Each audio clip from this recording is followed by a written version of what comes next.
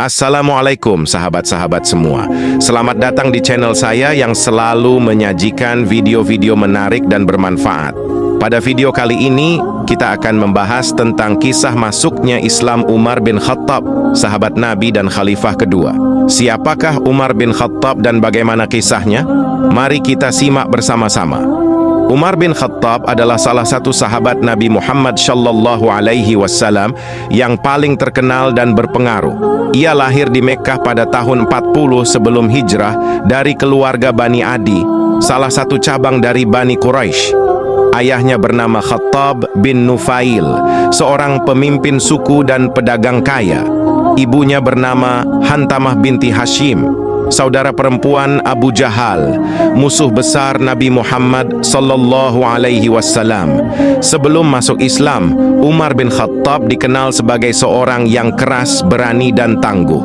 Ia adalah seorang ahli gulat dan berkuda, serta mahir dalam berdagang dan berpidato. Ia juga sangat taat kepada agama nenek moyangnya, yaitu penyembahan berhala. Ia sangat membenci Nabi Muhammad Sallallahu Alaihi Wasallam dan ajaran Islam yang dibawanya. Ia sering menyiksa dan menentang para pengikut Nabi Muhammad, bahkan sampai berniat untuk membunuh beliau. Namun Allah Subhanahu wa Ta'ala berkehendak lain. Allah Subhanahu wa Ta'ala memberikan hidayah kepada Umar bin Khattab untuk masuk Islam pada bulan Zulhijjah tahun ke-6 kenabian.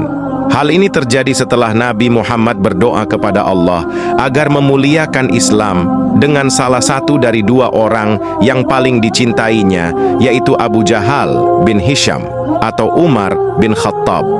Dan ternyata yang lebih dicintai Allah adalah Umar bin Khattab. Kisah masuknya Islam. Umar bin Khattab bermula dari kabar yang ia dengar bahwa adiknya Fatimah binti Al-Khattab dan suaminya Sa'id bin Zaid telah memeluk Islam. Ia pun menjadi marah dan ingin membunuh mereka.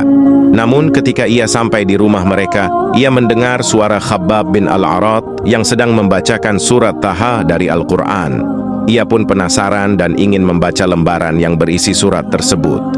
Namun sebelum ia diberi lembaran itu, ia diminta untuk mandi dan bersuci terlebih dahulu. Setelah ia mandi dan bersuci, ia pun membaca surat Taha dari awal sampai akhir. Ia terpesona dengan keindahan dan kebenaran ayat-ayat Al-Quran. Ia pun berkata, "Betapa indah dan mulianya perkataan ini. Tunjukkanlah kepadaku Muhammad, agar aku dapat mengikuti agamanya." Kemudian ia pergi bersama Khabbab menuju rumah Arqam bin Abi Arqam, tempat Nabi Muhammad dan para sahabatnya bersembunyi. Ketika ia sampai di depan pintu, ia mengetuk dengan keras. Para sahabat yang ada di dalam rumah merasa takut dan khawatir. Namun, Nabi Muhammad memberanikan diri untuk membuka pintu dan menyambut Umar bin Khattab. Nabi Muhammad Sallallahu Alaihi Wasallam menarik Umar bin Khattab ke dalam rumah dan berkata, "Wahai Umar, sampai kapan engkau akan menentang Allah dan Rasul-Nya? Bukankah sudah saatnya engkau masuk Islam?" Umar bin Khattab pun menjawab, "Aku bersaksi bahwa tidak ada Tuhan selain Allah, dan aku bersaksi bahwa Muhammad adalah utusan Allah." Mendengar pengakuan Umar bin Khattab, Nabi Muhammad dan para sahabatnya bersorak dengan takbir. Kehadiran Umar bin Khattab di kalangan kaum muslimin menjadi kabar gembira dan kekuatan baru. Ia menjadi salah satu penolong dan pembela Nabi Muhammad dan Islam. Ia juga menjadi salah satu orang yang paling dicintai dan dipercaya oleh Nabi Muhammad. Setelah masuk Islam, Umar bin Khattab mengalami banyak perubahan.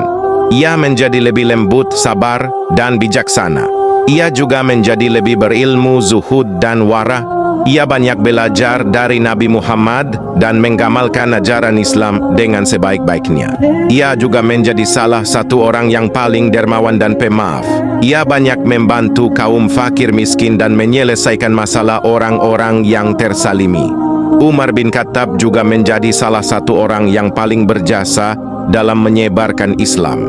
Ia ikut berjuang bersama Nabi Muhammad dan para sahabatnya dalam berbagai peperangan dan ekspedisi.